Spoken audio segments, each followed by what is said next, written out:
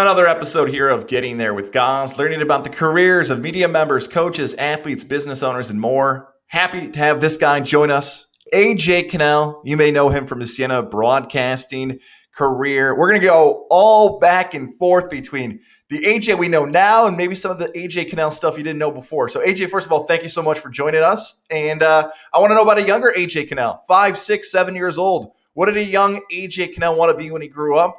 And where'd you grow up? Great to be with you guys. 5, 6, 7, 8-year-old AJ Kanell was at that point was Andrew Kanell because I only adopted this name as a broadcast name once I went pro, so to speak. But I think I wanted to be doing what I'm doing. You know, that was always the dream, was to do sports broadcasting growing up, and luckily, just that's how it worked out. I would say. I think kind of when I got a little bit older in my grade school years, that's when things wavered a little bit, because then you start to think more practically about what's actually possible.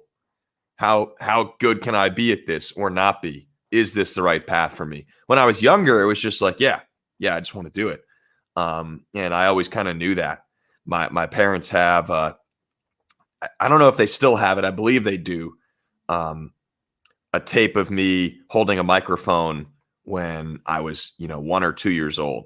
Could barely even talk yet. Wow. And so yeah. But then, then as things progressed along, then it sort of became more of a. I think the other thing too is that it's crazy, guys. Like, I actually grew up. I was really shy. I was a really shy kid, and sports kind of helped me break through that. But that's always sort of been a part of me. I'm still sort of an introvert, even though I'm a public speaker for a living. And so when I got to be 16, 17, 18, I had to make a decision about what I wanted to go to school for, because I wasn't sure if I could really do this without being nervous and without just having that stage fright, being shy, too shy for the job, really. But I made the decision to give it a try, go to Syracuse, study broadcasting, and kind of the rest is history from there. That really was helpful. And I sort of broke through my shell and became more comfortable. And now this is what I do. I want to get to why you picked Syracuse in a second. You brought something up that I think so many young broadcasters especially never decide to do it. They may be like you and I, who always wanted to do this sports broadcasting as a kid, but they get nervous or stage fright, as you said there, that they feel like somebody's listening to me or I'm going to screw up. Was it just confidence that you needed? Was it fear? Like, what made that transition between 16 and 17 that, you know what, I'm going for it? Not only am I going to Syracuse, I'm going to Newhouse, which is arguably the best broadcasting school in the country. What changed for you? I think it was a couple of things. Number one, when I was in middle school, I did these sports updates every single morning, because the middle school was a new school and they launched this TV station, kind of in-house TV broadcast thing that they would do a morning report every day. And I still had those positive memories of being the kid that showed up and did that woke up early to prepare a sports I called it a sports flash, because I sort of copied it after the local radio guys, what they would do with the morning updates. I wanted to sort of do that, like the morning flash guy for the local radio station. I did that in video form for the school in-house TV. Still sort of having those positive memories of that a few years later, I think was a good thing for a confidence booster. I didn't do there wasn't really something available for me as much during high school, but still having that memory of middle school. And then really, other than that, it was just once I got to college. I don't know that I was sure about what I wanted to do. Maybe I could be a journalist and write for a living, newspaper journalist. But I got to Syracuse and started to have success at the radio stations there.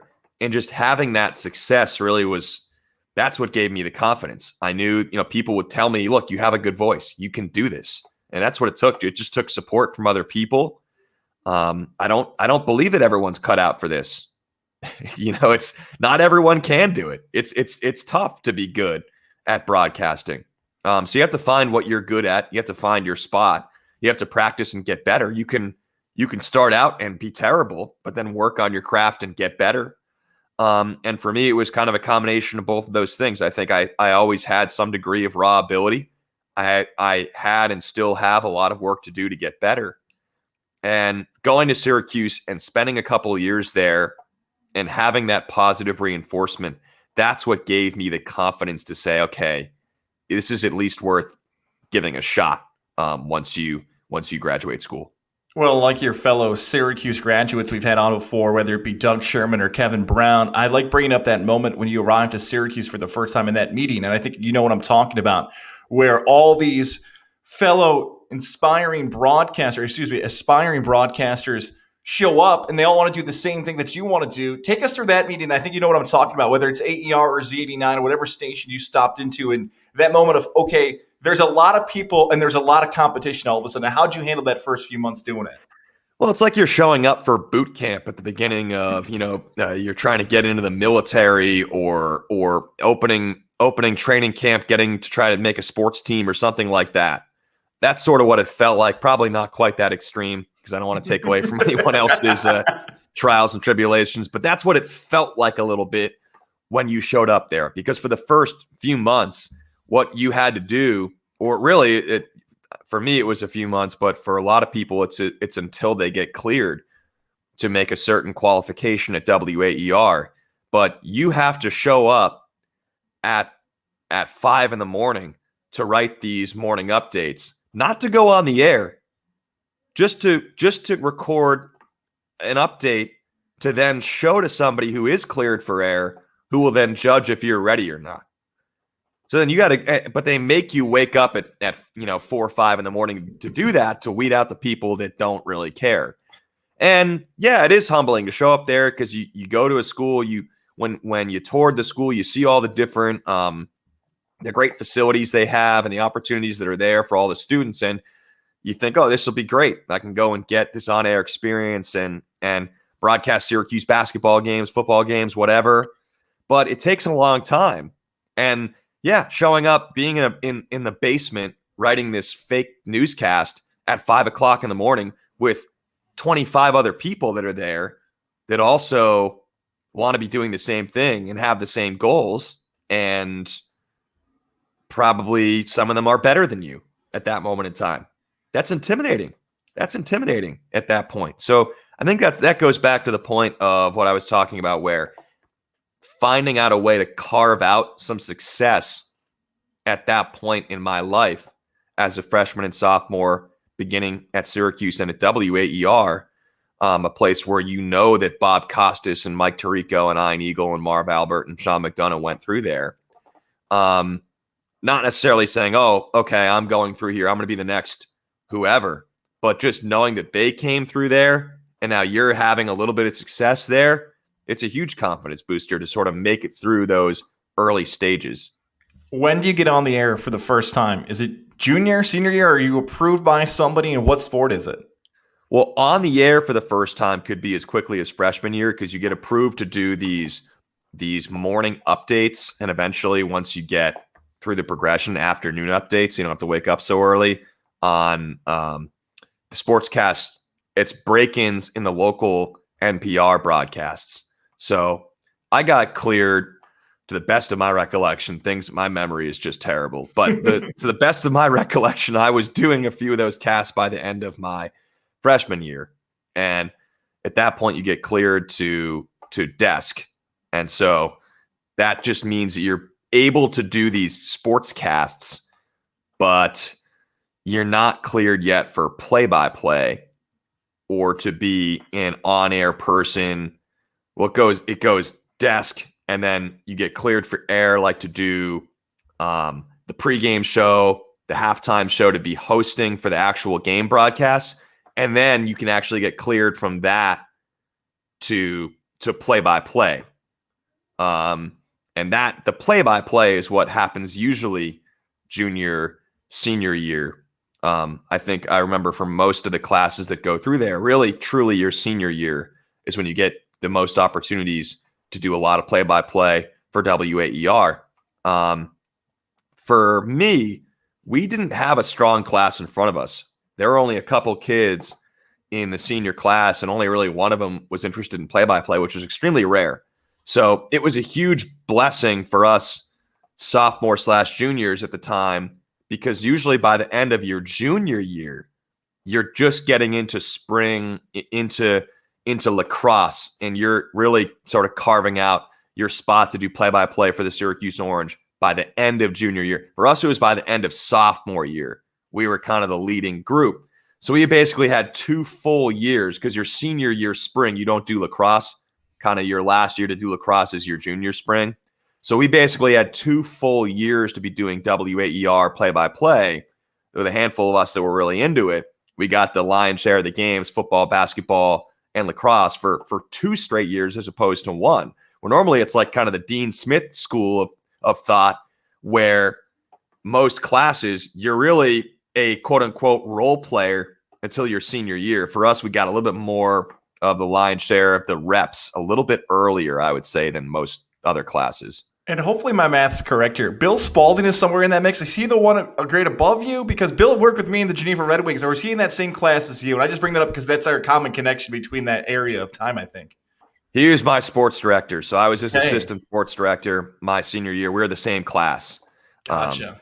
Our class had a lot of great members who have gone on to do some great things, whether it be play-by-play or not. You know, Chet Davis works in this market right now for your CBS. Your former roommate. Yes. So he was in our class. He was at WAER. And I can name a million names, the sort of the play-by-play guys that I would say it's probably fair to say have had the most success coming out of that class so far have been Chris Lewis, who's out in Boise, who I think is going to get he got an opportunity with CBS Sports a little bit this past year. I think he'll continue to get more great opportunities. You have Bill Spalding, who is doing NBC Olympics again. He's gotten that opportunity several times, and he's going to have that this summer. And John Nolan, who's out in Fort Wayne still with the Fort Wayne Tin Caps. And is it still the Fort Wayne Mad Ants, the G League team that's there? I can't keep track sometimes with the G League. I think that's still what they're called. And so he does. And also, speaking of that, I cannot keep track of what that school is called. Now, it was been IPFW, Purdue, Fort Wayne. They've changed that school a million times. But John works for them. He does the G League team there, and he does a great minor league baseball team, one of the best in the country, the Fort Wayne Tin Caps. And then there's myself. So that's kind of the group from that year, the class of 2013 at WAER. And we were lucky enough to have Syracuse football team that won the Pinstripe Bowl with Ryan Nassib and Chandler Jones, and Shamarko Thomas was there, and a lot of other guys in that group. Justin Pugh might have, is up there amongst the best players in that team, and beat a really good West Virginia team with Geno Smith and Tavon Austin, and those guys beat them in the Pinstripe Bowl at Yankee Stadium. And then, of course, the basketball team in 2013, that was one of their runs to the Final Four as a 4 seed went through. Biggest win probably on that run to the Final Four was beating Indiana, the 1 seed, Oladipo and Zeller, in the Sweet 16 in Washington, D.C.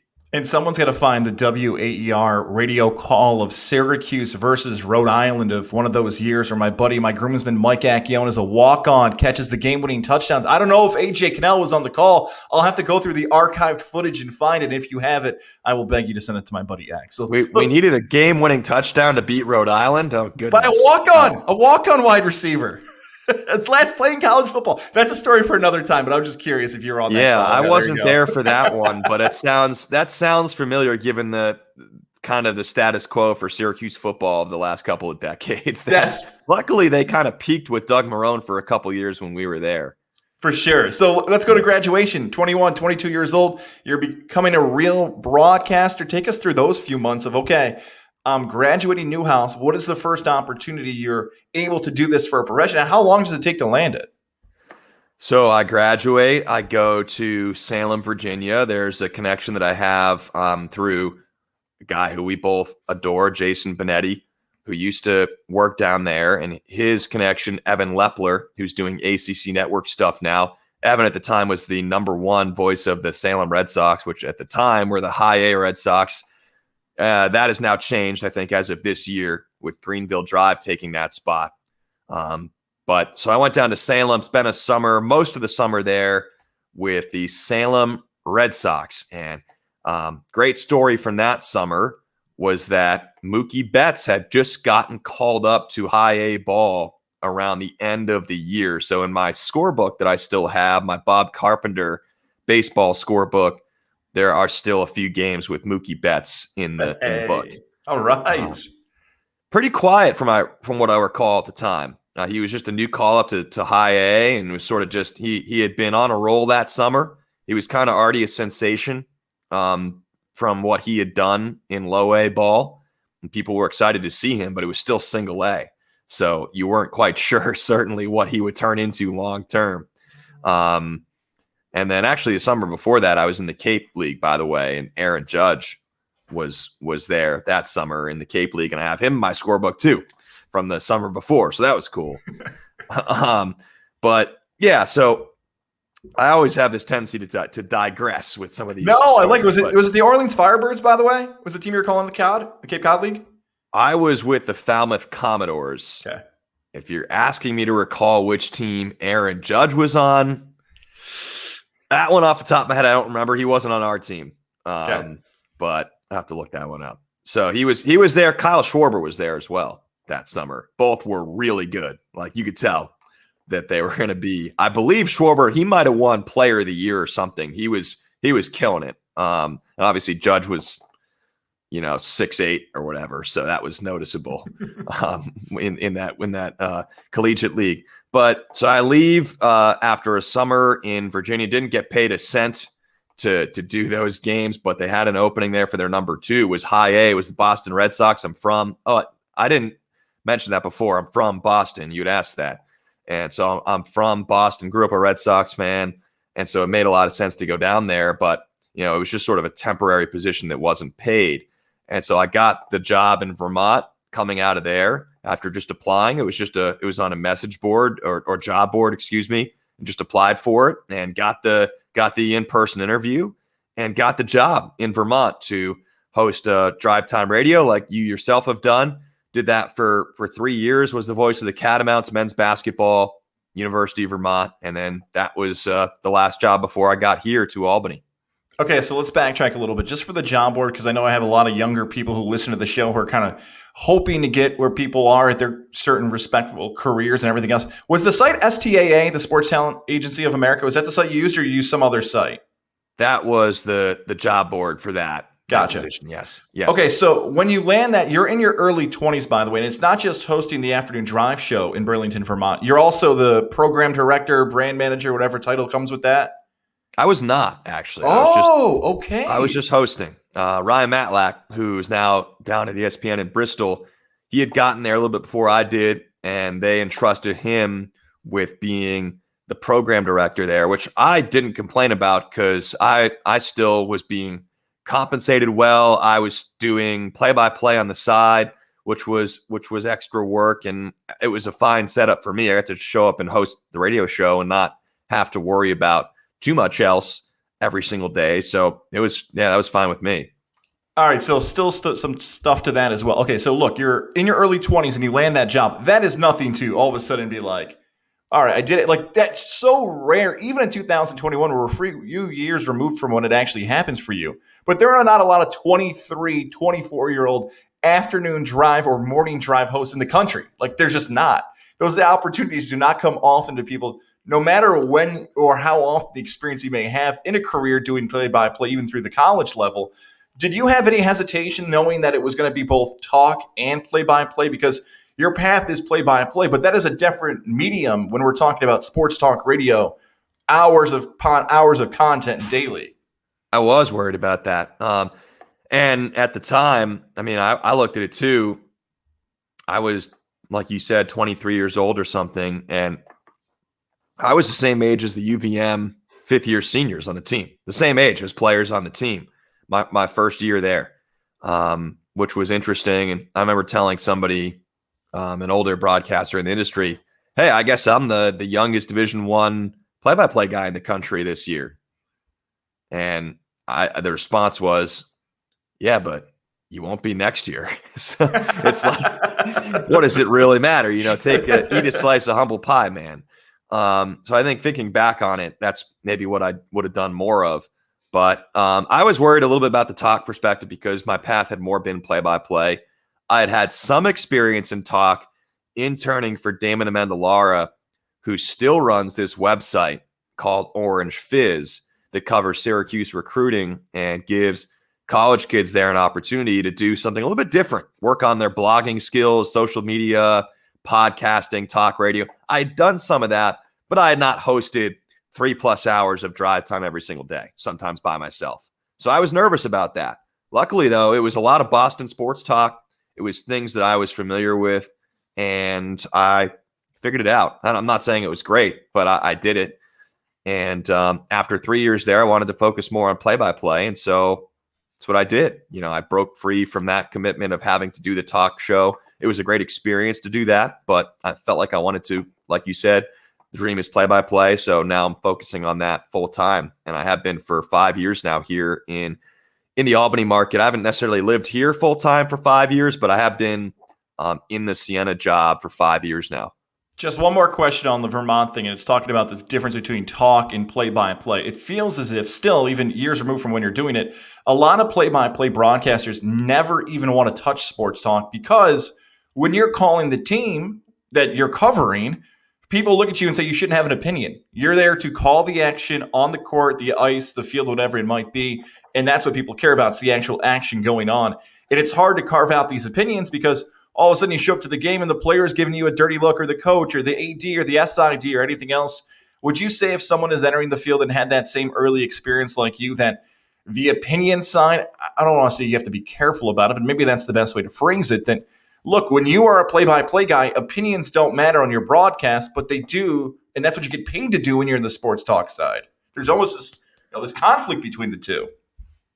I mean, it's more than a conflict. It's almost impossible, right? I would say. I mean, if you're working for a team, and this is the exception might be unless you have an incredible amount of goodwill and cachet built up. I mean, I guess like if you're Michael Kay and your afternoon drive in New York City and you're the voice of the Yankees, but you're trying to win ratings battles in New York City, and you're Michael Kay, people probably are going to understand that you have to have opinions.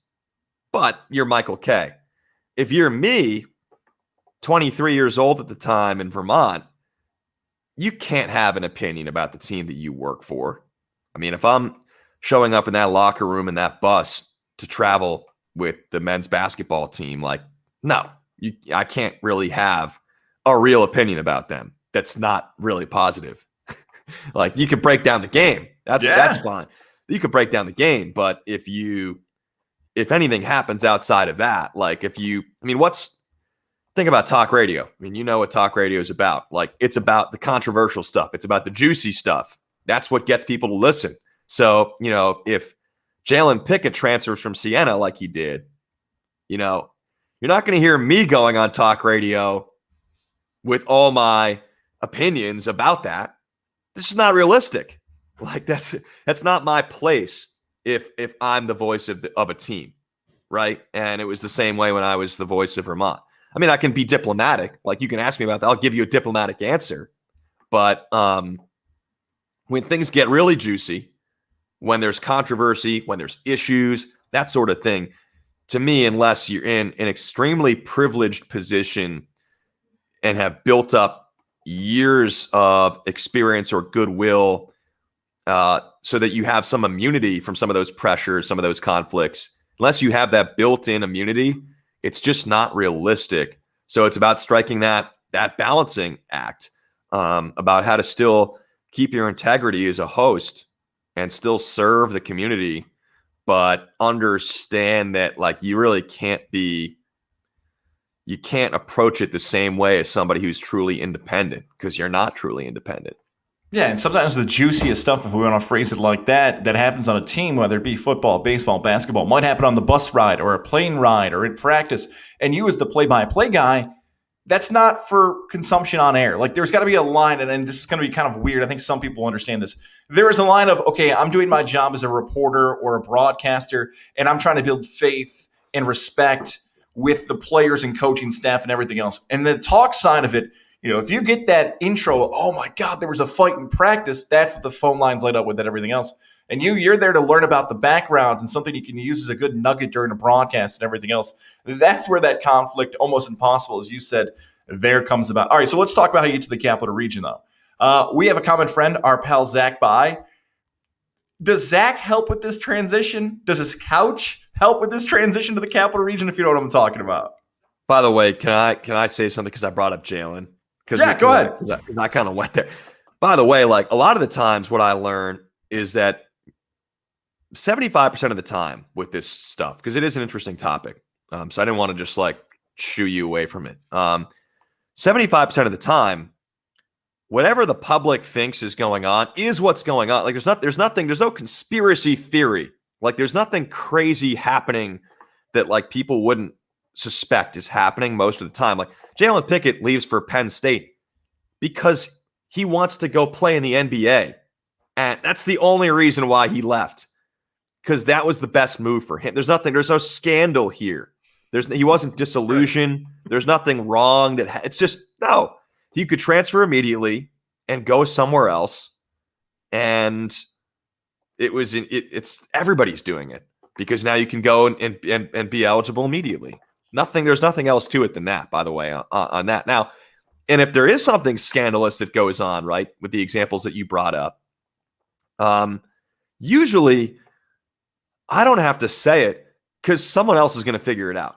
Usually the local beat reporter or somebody else in the media ends up, usually Roger Weiland's going to report it eventually, if somebody that's more connected to a team doesn't get to it. Well, he'll dig up the dirt on Siena. Somebody else will take care of you, Albany, I guess. But you know what I'm saying? Yes, yeah. Somebody else independent will get to something. Your question about Zach By, who is like the nicest person in the entire business probably, and is just great at his job and all great things to say about him. He was helpful because I'd encountered him because Vermont and Albany play in the same conference, of course. And so having those games go on a couple times at least each year, if not 3 times a lot of the years with the America East tournament being factored in, I would see him all the time and struck up a relationship with him, a good friendship. And when I left Vermont, I was talking to him and I'd heard that the Siena job had come open, and he was really helpful in facilitating that meeting that I had between myself and Mike Demos and John Dargenio, because, Zach is familiar with the Siena athletic department despite, working for UAlbany. And I actually came down and crashed on his couch for a few days. And Ashley was really nice about having me there as well. They were both great. And and I did that a couple times. First, when I was doing the interview process, and then before I actually moved found a place here, I was there for a little while as well. So he was awesome, and I'm so glad that he got his big break. I'm not sure if I even have ever told you this story before, and this is maybe for some people the first time they've ever heard this. So when that Siena job did come open, I didn't know you. Like, we have each other's numbers, we talk. I knew of you. Like, I remembered your time at Syracuse. I knew your time at Vermont because I'm a Syracuse resident. Sometimes I'd listen to the AER broadcast and everything else. So I knew of you. And I still remember I was in the back corner of the 104.5, the team studio. And I said to Zach, I said, hey, there's this kid in Vermont. I think his name's like AJ Kanell. Siena should look at him because he's good.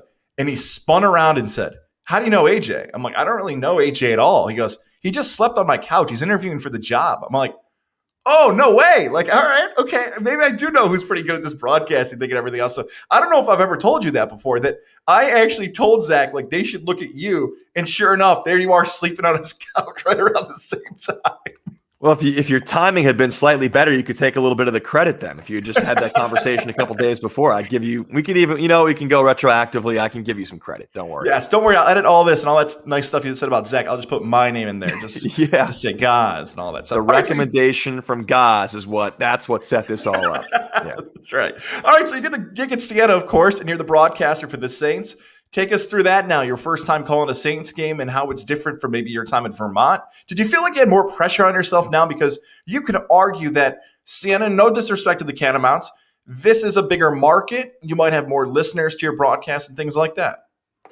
I just felt more at home. I don't know if the pressure, because I had done Siena games the previous few years because the two schools play every year. And they have the same colors, they're green and gold. The Siena team that I took over for had those seniors, Oganyemi and Levon Long and Marquise Wright and Brett Bisping. And it was just a similar sort of culture at the time. with those senior leaders to what we'd had at Vermont. So it felt like a seamless transition. And it just felt like I was more at home. It felt like I was more welcomed in, I would say, because the operation's just bigger. It felt like there was a larger sense of importance each game, just walking into the Times Union Center. And no, Vermont's is a great program, but just the way that the amount of support that Siena has provided for the broadcast team throughout my time here, and from the time that I got here, it's just a different level. Siena operates itself closer to a power conference school based on the venue that they play in, and their facilities and everything that goes with it, with this school, and their fan base too. You know, Vermont has a great fan base, but I don't know that it compares to the Siena basketball fan base in terms of the amount of people in this market, which is a bigger market than Burlington. It's a bigger market, but it still has that small market feel where a lot of people around here really care about it. And so that's how you get thousands of people at those games in the TU Center each time. And so I felt it. You know, Vermont's been one of the best programs mid-major in the Northeast. So not to take anything away from them, kind of what they're doing on the court, you really can't say anything negative about that. But I'm just talking more about the overall support for what I've been doing from the community, from the fans, from the school since I've gotten here. All right, let's get into 5 questions here. I like to close some of these interviews with 5 questions. We can go as long as you want on these because this play-by-play stuff is always intriguing to me, and especially for young broadcasters. These might be the most important questions I ask the entire interview. Prep for a broadcast, whether it's pregame, days before. Take us through the prep style of AJ Kanell. Prep. It's evolved over the years, but for me, number one, you have to be ready to understand who the players are out there on the court and be able to identify who has the ball. If you're broadcasting a game and you can't do that quickly and efficiently, then you're not doing anything. So depending on what sport it is, that could be easier or more difficult. But the thing that I want to make sure I'm doing the furthest in advance of the game so it can sink into my memory over the course of a few nights' sleep is to study who the people are on either both teams, if they're both unfamiliar, or a lot of the times with, Siena radio, the opposing team that I might not be familiar with. As time goes along, the lucky thing is when you're doing a radio gig for one team, you start to learn the whole league. And so most of the league becomes familiar, although with the transfer rule now, and we'll see. But beyond that, understanding that you have to be very, very good at IDing players. The standard for broadcast prep is to put stuff together on this, what it's called either a spotting sheet, spotting chart, spotting board. And what I use is 2 8.5 by 14 legal sized pieces of paper stapled onto a legal pad. The left side is for one team. The right side is for the other team.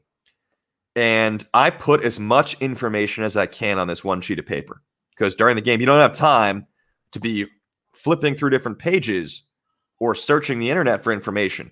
I want it all in front of me, and preferably in inputting this information leading up to the broadcast, a lot of it will be devoted to memory, whether it be just simply the players themselves, like I talked about, or different facts about team statistics, player statistics, player bioinfo, team facts, themes about the matchup, whatever you could possibly think of, series history between those two teams, program history of each individual team, what they've done over the years, anything you could think of, really. Get that all onto this sheet of paper, well, 2 sheets stapled onto the manila folder, and have that in front of me, and then show up and be ready for the broadcast. Other than that, it's just about critiquing myself, watching back my previous broadcast, and then evaluating what I can do to do better for the upcoming broadcast. Those are the 2 things, really. Just the performance aspect and then the information preparation aspect. That's great advice, especially that last part you mentioned. I know you, Jay, and know you over the last few years. even going through that broadcast, you make sure you listen to every single game and you're almost taking notes on yourself to say, I could have used this word differently. I could have punched this call differently and all that stuff. So credit Dude, to you. I'm an absolute maniac. Yeah, with you this. are. Like, And that's a good thing, though. It's a good thing. well, it is and it is. Like I've tried to get better at now I want to get better a little bit at toning it down. And like I think when you go through the Syracuse tradition of preparation, everything, the critiquing, everything that goes with it.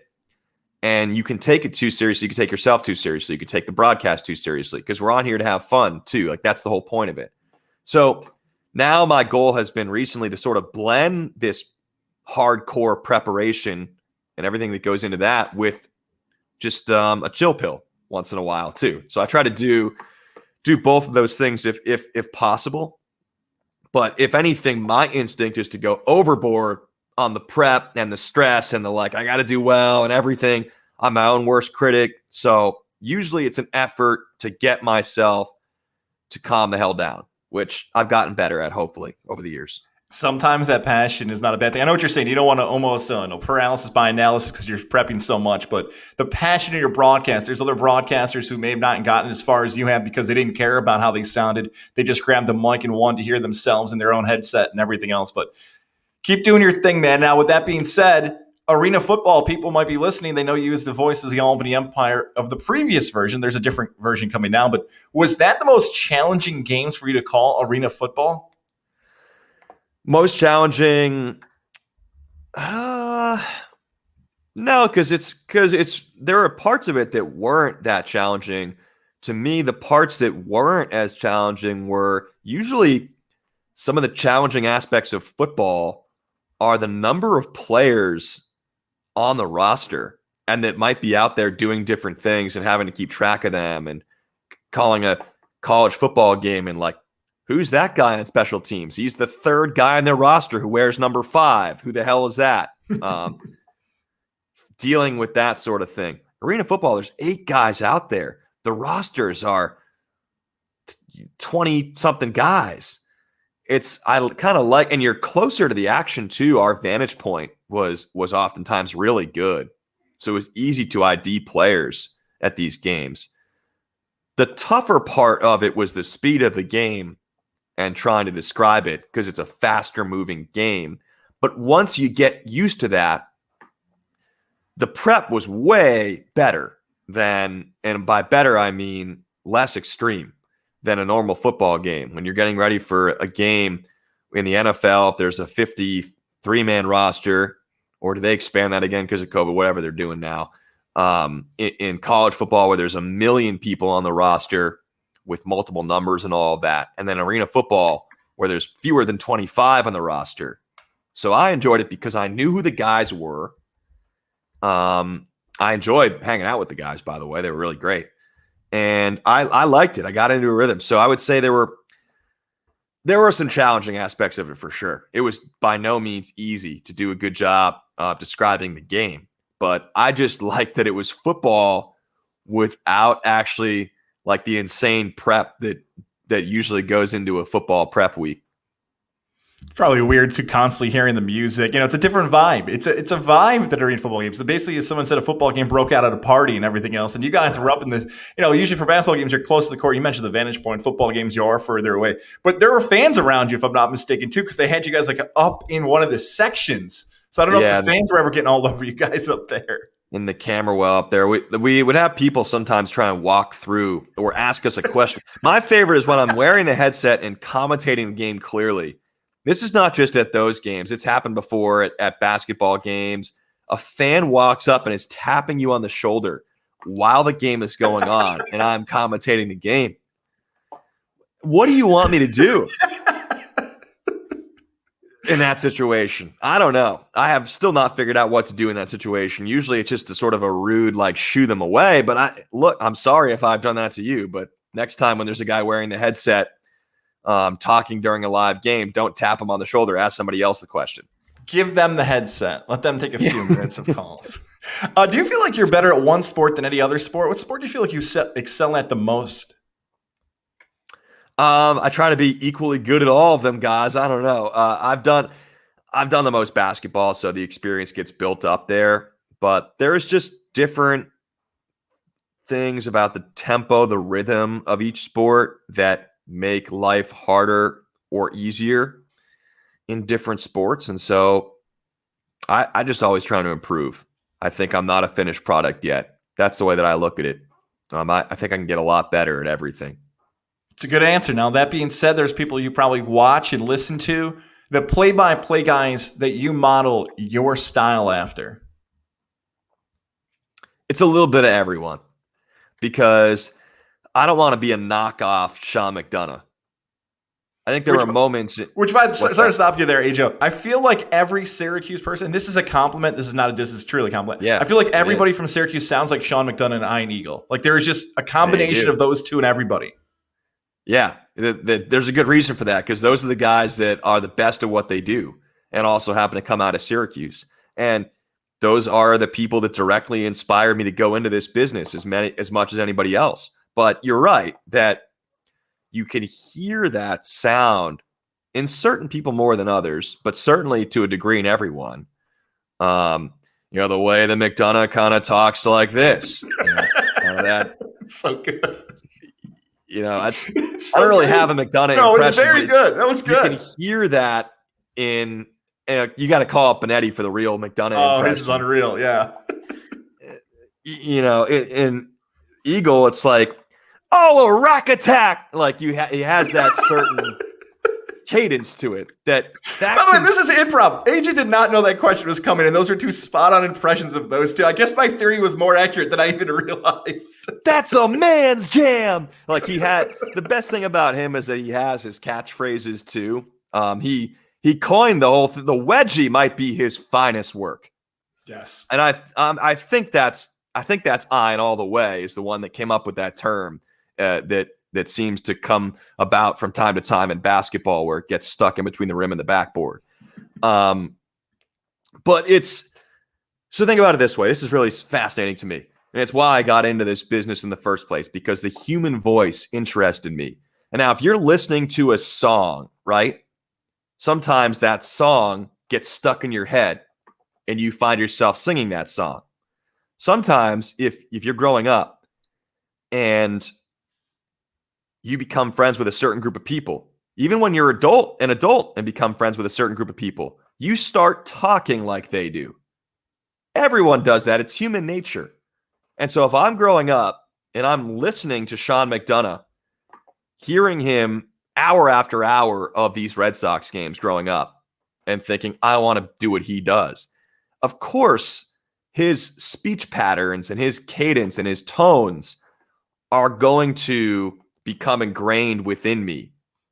But as I said at the beginning, I don't want to just be a knockoff version of one of these people, because if I've done that before, where I've done a broadcast and I can kind of feel myself channeling Ian Eagle or Brian Anderson too. He's one that, because he's so good. It just kind of gets stuck in your head the way that he talks. And then I finish the broadcast, and I think I've gotten better with this over time because I've worked on it. But you finish the broadcast and you say, well, that was just a poor man's Ian Eagle. Like that's not what people are looking for. They're looking for me to be me. That's my goal, is for people to tune in. And I'm not saying I'm anywhere near there yet either. But I want people to tune in and say, that's AJ Kanell. That's what he sounds like. Right? I think it's not always possible. And I think it's okay to take stuff from other people and do what they're good at and mimic that to a certain degree. We see that in every form, every artistic form. You're going to see that in one way or another. But for me, it's taking those things that I admire. Kevin Harlan is certainly up in there too, as far as a person that I model myself after. And there's so many others. I could go on for a long time with these names. But to me, it's taking some element of what they do well, building on that. And I'm not saying that I can ever compare to any of these people. I really don't. Like, you'd have to be delusional to think that. But my goal right now is just to try to find a way to be myself, to be good, and have someone tune in and say, because I think a lot of, to be honest, I think a lot of broadcasters right now in the industry, sound very similar. There's a lot of talent. I think this industry is the hardest it's ever been to break through right now, especially play by play. I think there's a lot of similar sounds. I might be in that group. I'm not sure. But my goal is to try and break through with a unique sound. And that is something I've been working hard at and will continue to. I know I said I was going to ask you 5 questions. I lied because you just gave me one that I think you gave a lot of good advice there, but I never asked you this early on. You said your name is Andrew Kanell and you switched to AJ. I know this might sound silly, but was that a part of the switch? Like, there aren't a lot of broadcasters who have the initials and then the last name. Was that a part of the branding of, hey, they're going to know who I am by AJ rather than Andrew? It worked out that way, and I'm glad it worked out that way because I think it sounds better. I think AJ sounds better. The only reason this happened, and I think I'm sort of glad that it worked out this way because it's not like this egomaniac thing where I wanted to change my name because I need a stage name, blah, blah, blah. No, the only reason I changed my name was because when I got that job in Vermont, they said, we can't figure out how to name the show because I was working with Rich Haskell. And so I'm coming in, they hire me. I'm Andrew Kanell. There's Rich Haskell, and they're like Kanell and Haskell, which actually kind of would have worked. Andrew and Rich and they're like, we don't have a good name for this show. You need to change your name. That's what I was told when I got hired with that job, in that position. So I said, okay, I guess I'll go AJ. And now it's not from out of nowhere, guys, because my middle name is Jacob. And my parents did name me Andrew Jacob, thinking I might go by AJ. Now, I wound up picking Andrew as a kid, saying, nah, I think I'm just going to go by Andrew, not the initials. So it's not out of nowhere. But then, okay, they get hired. They say you got to change your name for the show. And it was weird, too, because then I had to decide in real life, what are people going to call me? Because in college and in kind of growing up in high school, college, my friend groups, I was either AK or just Kanell a lot of the time. Like, nobody's ever really called me Andrew. I've had some weird nicknames over the years, almost never been called Andrew. So once I sort of became AJ, I said to myself, look, I don't know anybody up here in Vermont. I'm just going to go by AJ. I'm not going to be AJ on the air. And then once I turn the microphone off, now you call me Andrew. Screw this. I'm just going to be AJ for the people that know me here. And if it's people that I've known for a long time or anybody that wants to call me Andrew or anything else, call me. I don't care. So I have like 5 names, but it's okay.